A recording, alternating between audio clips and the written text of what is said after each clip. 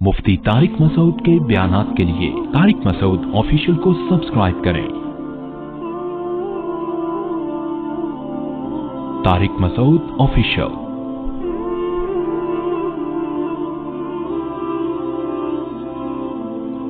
नमाज तुम्हारे लिए उस वक्त तक हलाल नहीं होगी जब तक कि तुम वुजू नहीं कर लेते। ए ईमान वालो, जब तुम नमाज के लिए खड़े हो, यहाँ फेल बोलकर इरादा फेल मुराद है। मैंने बताया था ना, कभी फेल बोला जाता है तो इरादा फेल होता है, कभी फेल बोलकर दावा फेल मुराद होता है। जैसे कुरान में आता है कि लिमा तक़ूलूना मा ला तफ़अलून, जो काम तुम करते नहीं हो उसको बोलते क्यों हो, क्या मतलब उसके करने का दावा क्यों करते हो। तो यहाँ भी है इज़ा क़ुमतुम, जब तुम खड़े हो जाओ, क्या मतलब जब तुम खड़े होने का इरादा करो। या ईमान वालो, जब तुम नमाज के लिए खड़े होने का इरादा करो, फ़ग़सिलू वुजूहकुम, तो अपने चेहरों को धो और अपने हाथों को कोहनियों तक धो, अपने सरों का मसा करो और अपने पाँवों को धो काबैन तक, टखनों तक। ये 4 फराइज वुजू के बयान किए गए हैं कि कम से कम इन 4 आज़ा का धोना ज़रूरी है। और हदीसों में कुछ और भी इजाफा आया है कि आप सल्लल्लाहु अलैहि वसल्लम कुल्ली भी किया करते थे, नाक में पानी भी डाला करते थे 3 दफ़ा। और इसमें जो बताया गया वमसहू बिरुऊसिकुम, अपने सरों से मसा करो, तो ये से के लफ्ज़ से पता चल रहा है कि पूरा सर मसा करना ज़रूरी नहीं है। सर के कुछ हिस्से को भी अगर आपने हाथ लगा दिया तो मसा हो जाएगा। तो इस आयत की तफसीर में अब कितना वुज़ू के अरकान लाजिम हैं, कितने मुस्तहब हैं, फ़ुक़हा का इख्तिलाफ है। इमाम शाफ़ी और इमाम अहमद बिन हम्बल के नज़दीक कुल्ली करना और नाक में पानी डालना भी ज़रूरी है। वो कह रहे हैं मुंह में जब वजह का जो लफ्ज़ कुरान में आता है ना, इसमें ये जो चेहरे के अंदर का हिस्सा है यानी ज़बान, ये भी इसमें दाखिल है। जबकि इमाम हनीफा के नज़दीक वजह कहते हैं वो चीज़ फेस को कहते हैं, और फेस उसे कहते हैं जो आपके सामने आ रहा हो। आपके जो होंठों के पीछे का हिस्सा है या ज़बान वगैरह वो हमेशा सामने नहीं आती, तभी लोग कहते हैं ना मैंने उसको फेस किया, क्या मतलब बिल्कुल चेहरा उसके सामने लेकर आया। तो अरबी में वजह का तर्जुमा पूरा फेस बनता है। तो इसलिए इमाम हनीफा ने इस आयत से इस्तेदलाल किया कि कुल्ली करना और नाक में पानी डालना फ़र्ज नहीं है। हाँ, नबी ने किया है तो उसकी वजह से वो सुन्नत अमल कहलाएगा। तो अगर कोई 4 आज़ा ही पूरे कर लेता है, चेहरा और सर का मसा और कोहनियाँ और पाँव, तो भी उसका वुज़ू अदा हो जाएगा, कुल्ली ना भी करे। बेहतर है, सुन्नत मुअक्कदा है कि कुल्ली भी की जाए और नाक में पानी भी डाला जाए। तो मैं इसके थोड़े से फ़िक़ही अहकाम बयान कर देता हूँ। इमाम अबू हनीफा के नज़दीक वुज़ू में 4 आज़ा फ़र्ज़ हैं, ये अगर कर लिए जाएँ तो नमाज अदा हो जाएगी। कुल्ली करना, नाक में पानी डालना ये ज़रूरी नहीं है, सुन्नत मुअक्कदा है। और इमाम अहमद बिन हम्बल के नज़दीक कुल्ली करना और नाक में पानी डालना ज़रूरी है। गुस्ल में इमाम शाफ़ी के नज़दीक जैसे वुज़ू में, अच्छा इमाम शाफ़ी भी इस मसले में इमाम हनीफा के साथ हैं कि नाक में पानी और कुल्ली ज़रूरी नहीं है, लेकिन इमाम शाफ़ी के नज़दीक जैसे वुज़ू में नाक में पानी और कुल्ली ज़रूरी नहीं है, ऐसे ही गुस्ल में भी ज़रूरी नहीं है। इमाम अहमद के नज़दीक दोनों में ज़रूरी, नाक में पानी और कुल्ली, वुज़ू में भी गुस्ल में भी। इमाम शाफ़ी के नज़दीक दोनों में ज़रूरी नहीं है, और इमाम अबू हनीफा के नज़दीक गुस्ल में ज़रूरी नहीं है, वुज़ू में ज़रूरी नहीं है, गुस्ल में ज़रूरी है। यानी गुस्ल में उनके नज़दीक नाक में पानी डालना भी ज़रूरी और कुल्ली करना भी ज़रूरी, इसके बगैर गुस्ल नहीं होगा।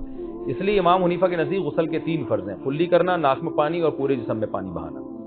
तो इमाम हनीफा की दलील क्या है कि व इन कुंतुम जुनूबन फत्तहरू, कुरान कह रहे तुम जनाबत में हो तो तकल्लुफ़ करके पाकी हासिल करो। तो वो कहते हैं तकल्लुफ़ में मुबालगा है, तो मुबालगा जब ही होगा जब नाक में पानी और मुंह में कुल्ली भी की जाए, इसको हम गुलूफ़ से, मुबालगे से ताबीर करेंगे।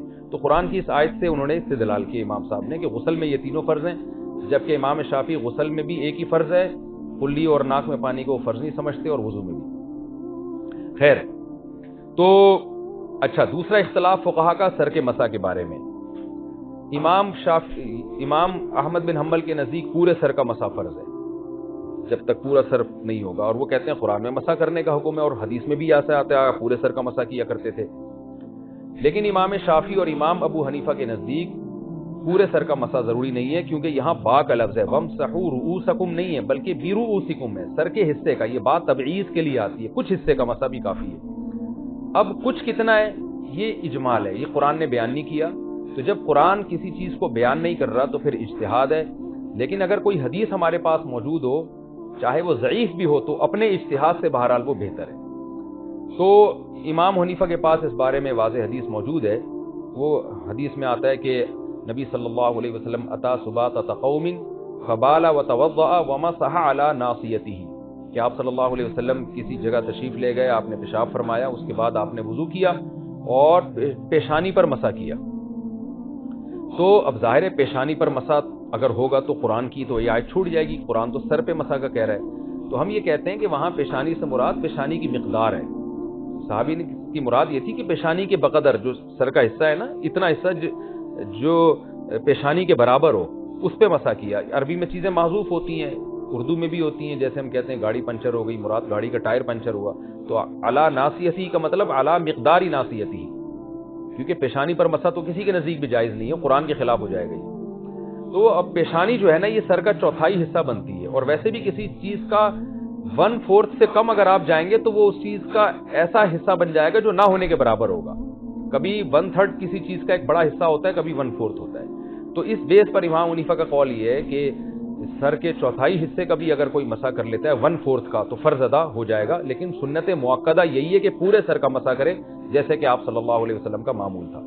اور امام شافعی کہتے ہیں کہ قرآن میں بعض سر کا مسح کا حکم ہے، تو ایک بال کا بھی مسح ہو گیا نا تو وہ بعض سر ہی کہلائے گا. لیکن حنفیہ کی طرف سے، امام حنیفہ کی طرف سے اس کا جواب یہ ہے کہ بھئی بعض سر تو ہے، ایک بال پہ آپ مسح کر لیں تو سر کا بعض حصہ تو وہ ہو گیا، لیکن یہ اتنا بعض ہے جتنا قرآن نے حکم دیا یہ ہمیں نہیں پتا. یہ بعض کتنا ہے یہ مقدار مجمل ہے، مبہم ہے. تو حدیث میں اس کی تفسیر ہے، تو ہم حدیث کو بطور تفسیر کے لے کے 1/4 سر کے مسح کو لازم قرار دیں گے. بہرحال یہ فقہ کا اختلاف ہے، جو جس فقہ کو فالو کر رہا ہے اس بھی عمل کر سکتا ہے وہ. تو لیکن سنت یہی ہے کہ پراپر پورا وضو کیا جائے جیسے نبی صلی اللہ علیہ وسلم نے سکھایا، جو بخاری اور مسلم میں. جیسے مسلمان کرتے ہیں، ہاتھ دھوتے ہیں، کلی کرتے ہیں، ناک میں پانی، پھر چہرے دھوتے ہیں 3 دفعہ، پھر کوہنیاں، پھر سر کا پورا پراپر مسح. یہ جو یہ طریقے آج کل مسح کے مشہور ہیں، یوں کر کے، یہ کہیں ثابت نہیں، بس ایسے پورا مسح کر لیا. تو اس طرح بھی ثابت ہے، یوں کیا جائے یہ بھی ثابت ہے، دوبارہ بھی واپس لایا جائے، دونوں طرح سے ثابت ہے مسح. وَأَرْجُلَكُمْ إِلَى الْكَعْبَيْنِ، اور پاؤں دھو ٹخنوں تک. تو پاؤں کا دھونا بھی لازم ہے، پاؤں دھوئے بغیر نماز نہیں ہوتی. وَإِن كُنتُمْ جُنُبًا، آگے اللہ نے جنابت کے حکام بیان کیے کہ یہ تو جب تھا جب تم میں سے کوئی قضائے حاجت سے آئے، لیکن اگر غسل فرض ہو جائے تو کیا کرنا ہے؟ جنابت کی حالت میں ہو تو پھر وضو نہیں ہے بلکہ نماز سے پہلے آپ کو غسل کرنا پڑے گا. اگر تم جنابت میں ہو فطہروا، تو خوب طہارت حاصل کرو، جس کو غسل سے تعبیر کیا گیا ہے، حدیث میں اس کی تشریح آتی ہے. اب آگے تیمم کی آیات ہیں. وَإِن كُنتُم مَرْضَىٰ، اگر تم مریض ہو یا سفر میں ہو، یا تم میں سے کوئی شخص قضائے حاجت سے آیا ہو، یا تم میں سے کسی نے عورت کو چھوا ہو تو اور تمہیں پانی نہ ملے، تو ایسی کنڈیشن میں تم پاکیزہ مٹی سے تیمم کرو. تیمم کا حکم پہلے بھی گزر چکا ہے، دوبارہ بھی آ رہا ہے. اس کی وجہ یہ ہے کہ پہلے تو تیمم کا حکم اس لیے بیان کیا گیا تھا کہ تیمم کو مقصود بنا کے کہ شریعت میں پانی نہ ملے تو یہ حکم ہے. اب تیمم کا حکم ضمنن ہے. ضمنن کا مطلب آگے اللہ تعالیٰ مسلمانوں کو بتا رہے ہیں کہ اللہ تمہیں جو وضو کے احکام دے رہا ہے تو تمہیں پاک کرنا مقصد ہے، تنگی میں ڈالنا مقصد نہیں ہے. تو تیمم بھی چونکہ وضو کا خلیفہ ہے، تو نعمت کو کمپلیٹلی بیان کرنے کے لیے اللہ نے اس تیمم کی آیت کو دوبارہ ذکر کر دیا یہاں پہ. یعنی کیونکہ آگے پھر قرآن میں آ رہا ہے نا کہ اللہ تمہیں تنگی میں نہیں ڈالنا چاہتا، اللہ تمہیں پاک صاف کرنا چاہتا ہے. تو یہ یعنی طہارت کے احکام تمہیں تفصیل سے دے کے تمہیں پاک کرنا چاہ رہا ہے. تو اس تفصیل کی وجہ سے دوبارہ سے تیمم کی آیتوں کو ریپیٹ کیا گیا کہ اتنا پاک کرنا چاہتا ہے کہ پانی نہ ملے تو بھی تمہیں ایسا ہی نہیں چھوڑا اس نے، بلکہ تیمم کو پانی کا قائم مقام قرار دے کے تمہیں وہ پاک فرض کر لیتا ہے. تو یہ ضمناً یہ آیت دوبارہ ریپیٹ کی جا رہی ہے تاکہ اللہ کی نعمت کا تمام ہونا اپنے بندوں پر یہ واضح ہو جائے. فرمایا اگر تم نے عورتوں کو چھوا اور تمہیں پانی نہ ملے تو تیمم کرو. یعنی جن چیزوں سے وضو ٹوٹتا ہے انہی چیزوں سے تیمم بھی واجب ہوتا ہے. فرق صرف اتنا ہے کہ تیمم جب ہوگا جب پانی نہ ہو، اور اگر پانی موجود ہو تو تیمم جائز نہیں. تو غسل کے لیے بھی وہی تیمم ہے جو وضو کے لیے تیمم ہے. فرق صرف نیت کا ہے کہ اگر آپ غسل کے لیے تیمم کریں گے تو نیت غسل کی کریں گے، اور اگر آپ وضو کے لیے تیمم کریں گے تو نیت وضو کی کریں گے. طریقہ ایک ہی ہے. وہ طریقہ کیا ہے اللہ نے بیان کیا، فَامْسَحُوا بِوُجُوهِكُمْ وَأَيْدِيكُمْ مِنْهُ، اپنے چہروں اور ہاتھوں کو مسح کرو اس سے. تیمم کا طریقہ دوبارہ بتا دیتا ہوں. مٹی پہ حدیث میں آتا ہے تیمم ضربتان، 2 دفعہ ضرب لگائی جائے گی. مٹی پہ آپ نے ہاتھ مارا، ایسے کر کے جھاڑ لیا، اور پھر یعنی نیت بھی کی، بسم اللہ بھی پڑھیں، اور پھر پہلے دائیں ہاتھ کو اچھی طرح کوہنیوں تک یوں کر کے، اور بائیں ہاتھ کو ایسے دائیں ہاتھ پہ اور دائیں ہاتھ کو ایسے بائیں ہاتھ، پہلے چہرے کا کرنا ہے، یوں کیا، پورا چہرہ اچھی طرح کور کر لیا آپ نے ایک دفعہ، اور پھر دوبارہ ضرب ماری، لیفٹ ہینڈ سے کوہنیوں تک مسا کر لیا، اور رائٹ ہینڈ سے ادھر لیفٹ ہینڈ کو کوہنیوں تک مسا کر لیا، اس سے تیمم ادا ہو جاتا ہے۔ غسل کا بھی اسی طرح ہے، اور اس کا وضو کا بھی ایک ہی تیمم ہے۔ یہاں جو اللہ نے فرمایا اولا مستم النساء، تم نے عورتوں کو چھوا ہو تو بھی تیمم واجب ہے، پانی نہ ملے تو۔ یہاں چھونے سے کیا مراد ہے؟ امام شافعی رحمہ اللہ تعالی کے نزدیک چھونے سے مراد چھونا ہے، یعنی ہاتھ لگایا تو بھی وضو اور واجب ہو جاتا ہے، پانی نہ ہو تو تیمم واجب ہو جاتا ہے۔ لیکن امام ابو حنیفہ کے نزدیک یہ جماع اور ہم بستری سے کنایا ہے، کہ اگر کسی نے بیوی سے ہم بستری کی تو بے شک منی نہ بھی نکلی ہو، کوئی قطرہ نہ بھی خارج ہوا ہو وضو ٹوٹنے کا، لیکن اگر انٹرکورس ہو گیا تو اس سے بھی جو ہے وہ غسل فرض ہو جاتا ہے، اور اس کا بھی وہی تیمم ہے، طریقہ ہے جو وضو کے تیمم کا طریقہ ہے۔ تو یعنی وہ یہ بتاتے ہیں کہ لا مستم النساء جو ہے نا، یہ کنایا ہے جماع اور ہم بستری سے۔ ایک دوسری قراءت میں لمستم ہے، وہ بھی متواتر قراءت ہے کہ تم نے چھوا ہو، تو دونوں کا مطلب ایک ہی، کیونکہ قرآن جماع اور ہم بستری کی بات کو اشارتاً ذکر کرتا ہے، واضح طور پہ ذکر نہیں کرتا۔ اور امام حنیفہ کے مسلک کے مضبوط ہونے کی ایک بڑی وجہ یہ ہے کہ یہاں ہم اگر لامستم النساء سے مراد جماع اور ہم بستری لیں گے تو پہلے اللہ نے جاء احدکم من الغائط کا تذکرہ کیا کہ تم میں سے کوئی قضاء حاجت سے فارغ ہو، تو قضاء حاجت سے فارغ ہونا حدث اصغر ہے، اس سے وضو واجب ہوتا ہے۔ اور لامستم النساء سے اگر ہم جماع مراد نہیں لیں گے اور ہم اس سے مراد یہ لیں گے کہ عورت کو ہاتھ لگانا ہے، تو امام شافعی کے نزدیک عورت کو ہاتھ لگانے سے غسل فرض نہیں ہوتا بلکہ وضو فرض ہوتا ہے، اور وضو نہ ہو تو تیمم ہوگا، تو پھر یہاں بھی حدث اصغر ہی مراد ہوگا، تو پھر یہ آیت غسل کے حکام کو بیان نہیں کرے گی۔ تو ہم اگر لامستم النساء سے جماع مراد لیتے ہیں تو اس سے پتہ چلتا ہے کہ او جاء احدکم من الغائط سے مراد ہے وہ چیزیں جو وضو کو واجب کرتی ہیں، لامستم النساء سے مراد ہے وہ چیزیں جو غسل کو واجب کرتی ہیں، تو دونوں کے تیمم اللہ نے پھر بیان کر دیا، تو آیت میں پھر تکرار نہیں ہوگا۔ یہ بھی ایک قرینہ ہے جن کی یعنی فقہی حکام ہے، اگر میں بہت ڈیٹیل میں جا کے سمجھاؤں گا تو بہت زیادہ لمبا لیکچر ہو جائے گا، تو خیر یہ آپ کو میں نے ہلکا پھلکا دونوں کے دلائل کا خلاصہ آپ کے سامنے پیش کر دیا۔ اور ویسے بھی بخاری مسلم کی صحیح احادیث ہیں کہ حضرت عائشہ رضی اللہ تعالیٰ عنہ فرماتی ہیں نبی نماز کے دوران میرے پاؤں پہ ہاتھ لگاتے تھے، میں اپنے ہاتھ اپنے پاؤں کو سمیٹ لیتی تھی، پھر آپ سجدہ کرتے تھے۔ تو یہ بھی حنفیہ کے مسلک کی مضبوط دلیل ہے کہ عورت کو ہاتھ لگانے سے وضو نہیں ٹوٹتا۔ امام شافعی کے بہرحال اپنے دلائل ہیں جن میں ان کی نظر میں مضبوط دلیل یہ ہے۔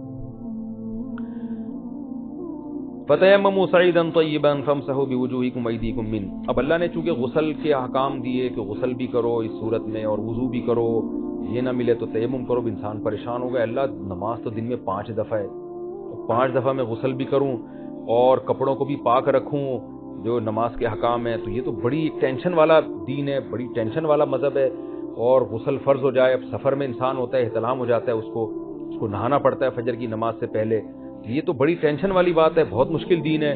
اللہ نے فرمایا ما یرید اللہ لیجعل علیکم من حرج، دیکھو اللہ یہ نہیں چاہتا کہ تمہیں حرج میں، تنگی میں ڈالے، ٹینشن میں ڈالنے کا ارادہ نہیں ہے اللہ کا، ولیکن لیکن یریدو اللہ یہ چاہتا ہے لیطہرکم کہ تم کو پاک صاف رکھے۔ مسلمان قوم نیٹ کلین ہونی چاہیے، پاک صاف ہونی چاہیے، گندگیوں سے دور ہونی چاہیے، تو اب اس کے لیے تو کچھ نہ کچھ ٹینشن اٹھانی پڑے گی۔